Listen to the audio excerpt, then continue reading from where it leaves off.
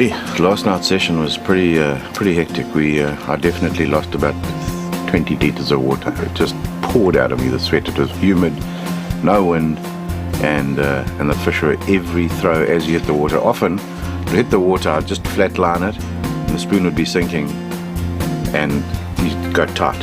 You didn't even have to wind. It's just a pity we didn't get a big cooter, but we got some nice fish. We got lots of different fish.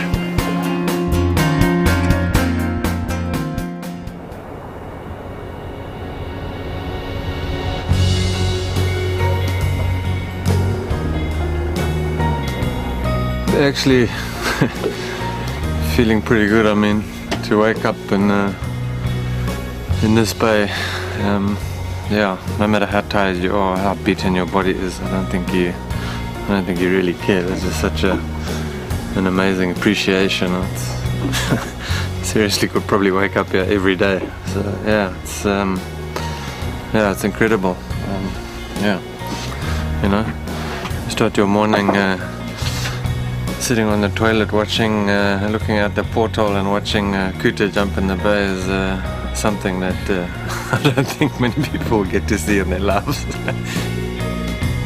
Just sitting here having coffee, and we've seen 3 cooter jump here in this bay. It's unbelievable. I think we must go and have a look in the mangroves and just go and throw some little lures and see what happens. Yeah, I mean the cooter jumps this trip have been, it's actually been mind-blowing. No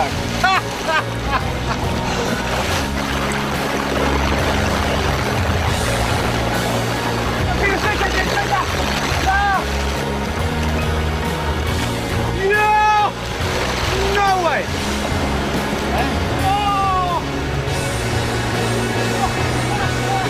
It's just been one of those really strange things where,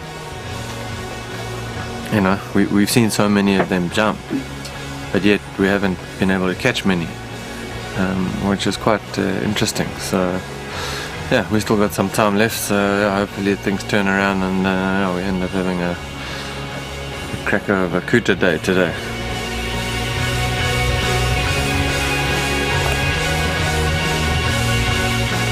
We decided on a little bit of a later start. We'd sort of, you know, the general routine was to get up in the dark and try and get to wherever we were going so that we could, you know, we could get the early bite and as it was starting to get light.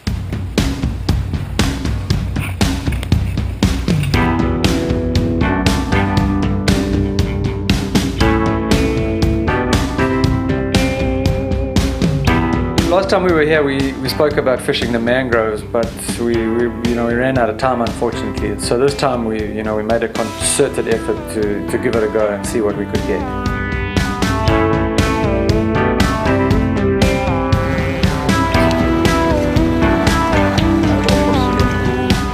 Light lures, you know. Got a couple of little iron candy spoons and a couple of little poppers and little summer sliders. Yeah, just see what we can get, you know. So it looks like a hell of an interesting area.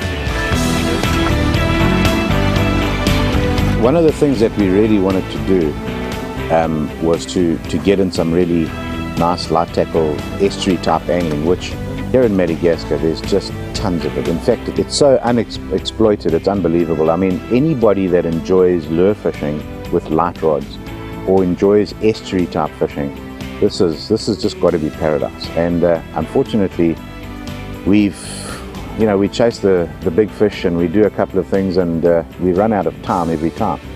But on this particular trip, the one morning we had a little bit of a late start and we got off to a place where the skipper had said to us there's a coral reef with some mangroves in the background. Those mangroves were perhaps 15 meters, 20 meters beyond the coral reef.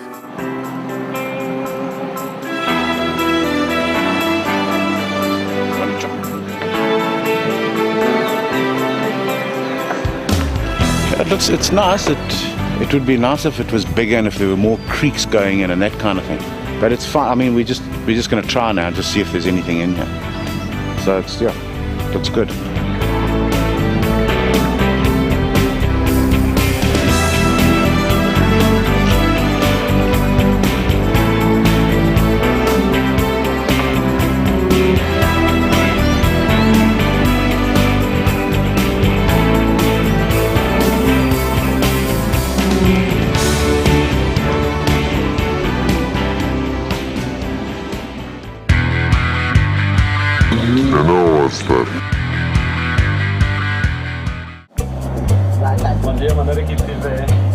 Huh?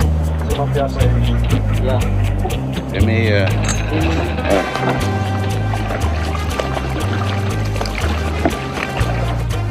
You know what's that? That's the mangrove fish.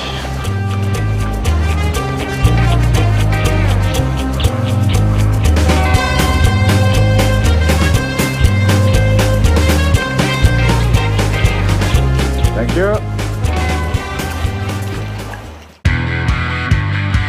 You know what's that?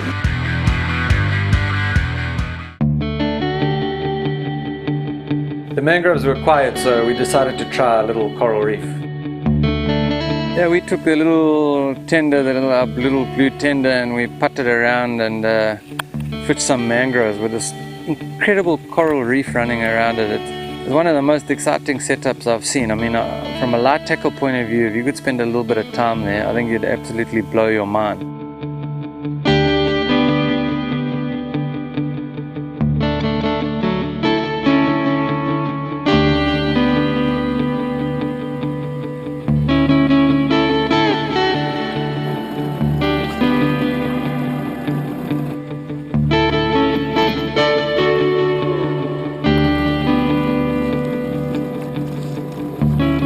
And the water was perfect. It was sheet glass. It was a little bit late, but needless to say, yeah, it didn't take us long. I think 1 or 2 twitches and then we were on. And you could see down into the coral. I mean, it was just awesome.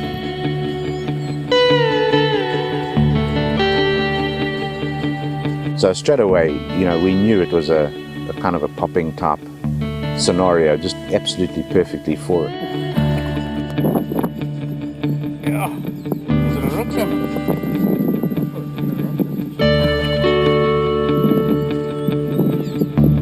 Scavenger.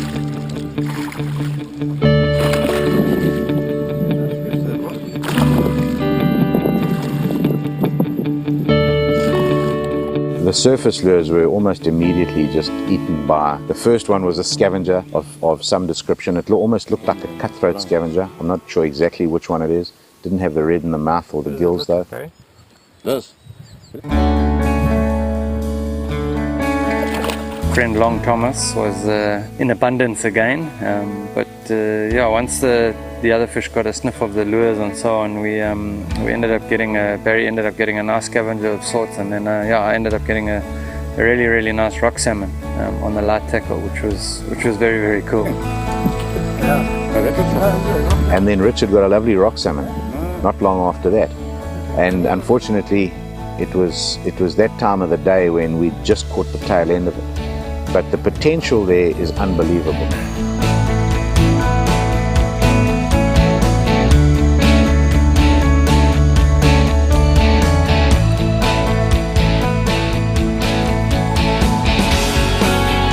So we're looking for something to eat. That would be first thing. Throw away. Huh?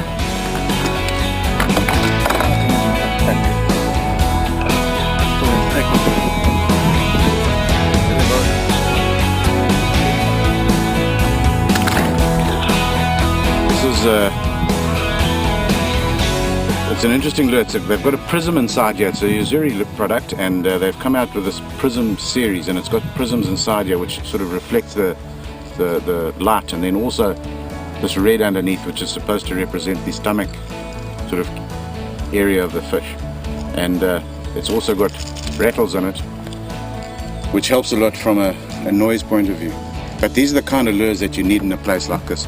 Richard's using this little Helco popper, which it's got a nice wide head, and it makes a nice loud pop on the water, which attracts the fish, and then they come up and they see this thing and they see the disturbance and they smash it straight away. So it's that disturbance that actually attracts the fish.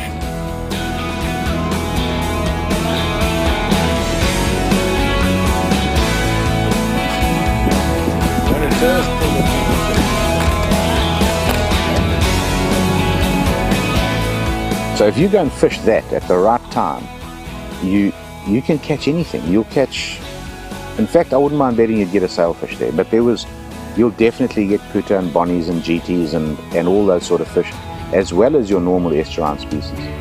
And that's just a small part.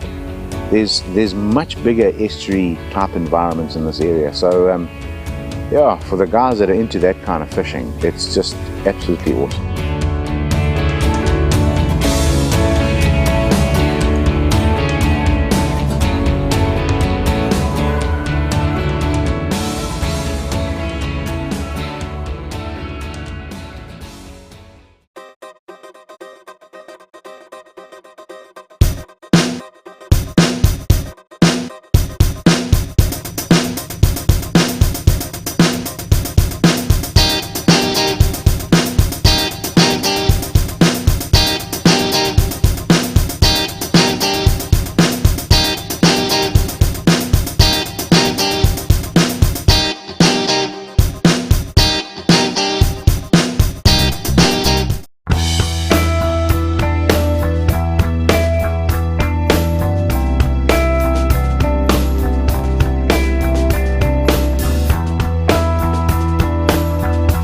One of the things that we really wanted to do was to get in some really nice light tackle estuary type angling, which here in Madagascar there's just tons of it. In fact, it's so unexploited, it's unbelievable. I mean, anybody that enjoys lure fishing with light rods or enjoys estuary type fishing, this is just got to be paradise.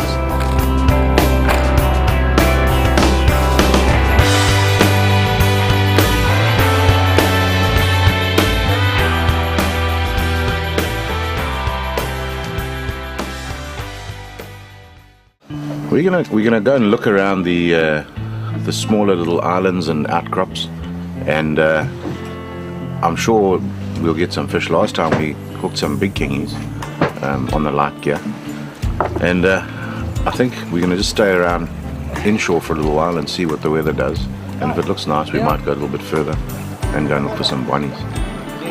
We want to try and get a couple of bonnies. We're going to use them as chum if we can.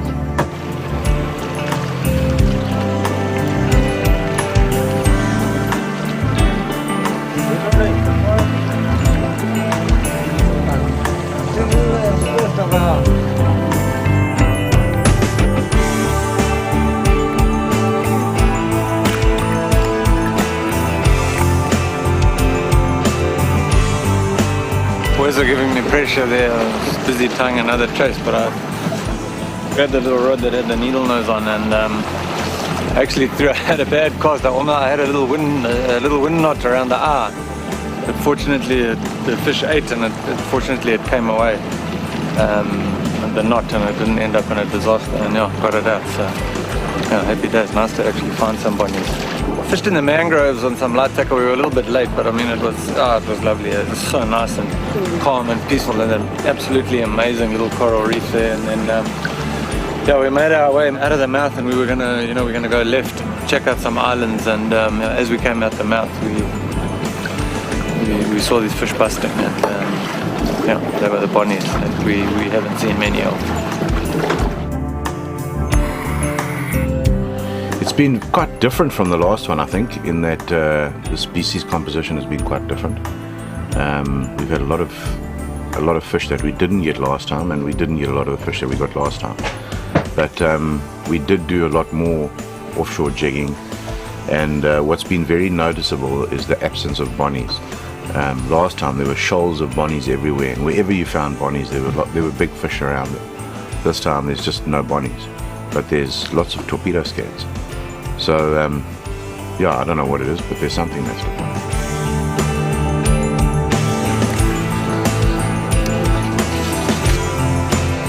I'm going to try green. I've just been having so much success with green.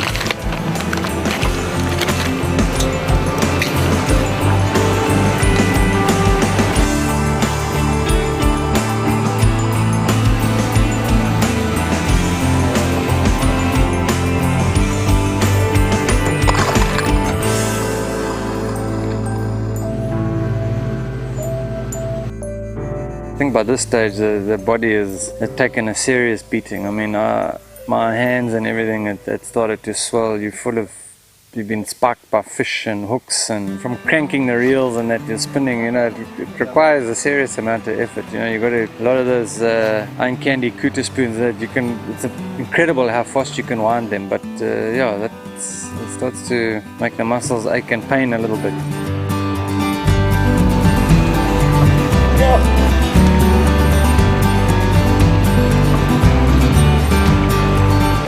The really cool thing about the boat setup like Jaws is it's you know, it's almost like playing golf. You know, all your clubs are right there and they're ready for you to choose from. In this particular instance, it's you know, I need my little 4000 sustain for smaller fish, or yeah, I've got my bigger plugging stick if we see some bigger action.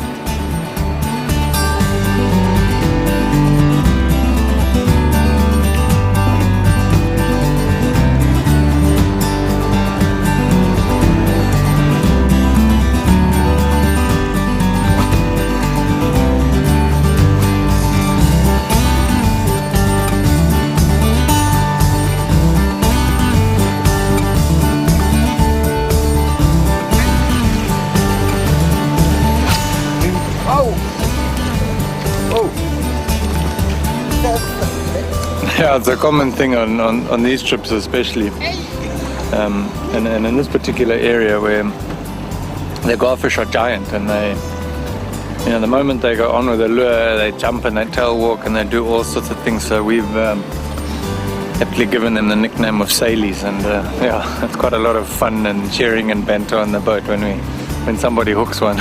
It's kind of like, oh, it's a Sailie. So it's just a little standing joke on the trip, but it's a lot of fun.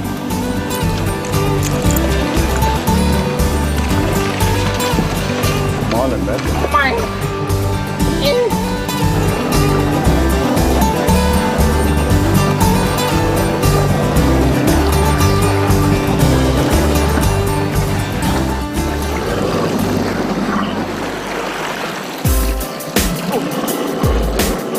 Hey, watch out, I'm also on you, eh? Yeah, at last it was really super cool to go double up again. You know, it had been a while. We weren't really too sure what we were into. You know, I'd been using a needle nose GT ice cream, and Barry was using a Hulko popper. So we thought we were into some smaller GTs, but yeah, at the end, until you get a number plate, who knows?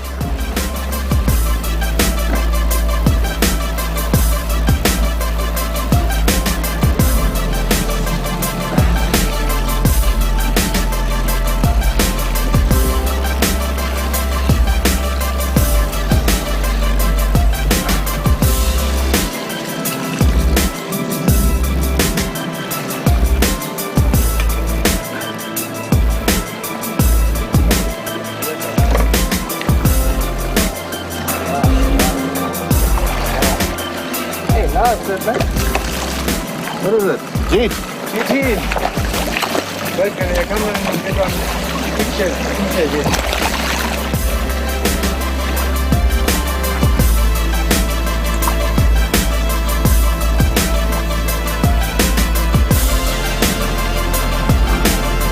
Picture of your own mouth here.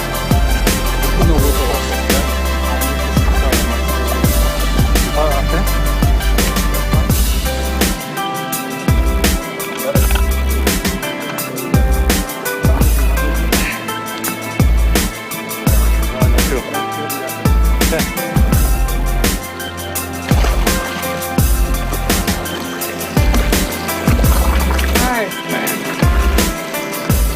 We had a couple of throws there before and we didn't get anything. We came around from the other side, and obviously a shoal of young GTs that had moved in, and the barriers thing, that little rooster popper, and he went away with the fish, and I saw a lot of action behind him, so I threw the needle nose little GT ice cream straight behind it and also went away. But yeah, we just, Barry's using quite a young outfit, quite a light rod, a little Stratic 4000, and The Aerocast. This is the new Aerocast. It's 7 foot, and they've never had a 7 foot before, and it's been so nice to use this thing. It throws these light lures, and you can put a lot of pressure on the fish as well. So yeah, it's really been exciting fishing with this outfit.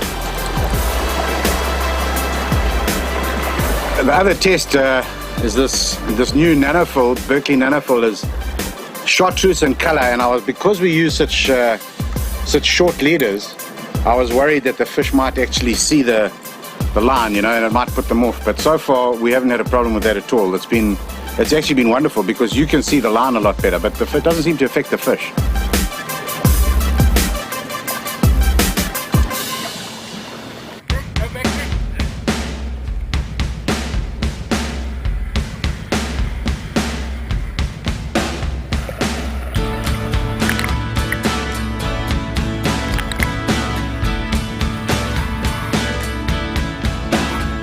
There's an amazing rock that's sort of south of where we were, about 7 miles down the coast, and again it's one of those rocks that sits in current, but not as much as submarine rock, but it definitely has the potential. I was just saying to Richard, I would love to spend a week on that rock, just camp there. In fact, I could spend a month there, because that would give you 2 spring tides and you'd see what happens.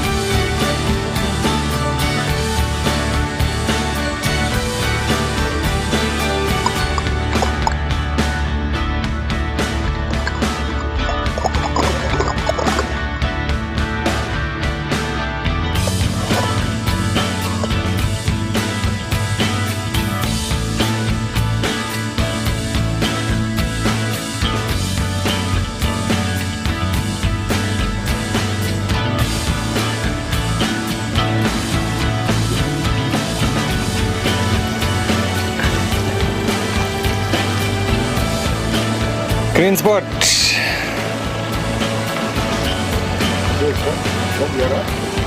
Yeah, on the back there. A bit of yellow here, but it's always the green spot's always got this white. See the white along the bottom here? Yeah. And he's got these little black dots, which are supposed to be green, but that's...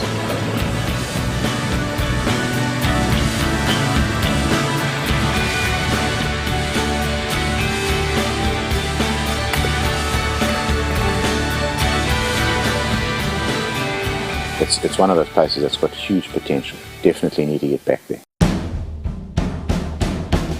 I can't explain how special it is to have that maneuverability and the choice of 10 or 12 different islands that you can go and look at quickly to see what's happening. It's actually mind-blowing.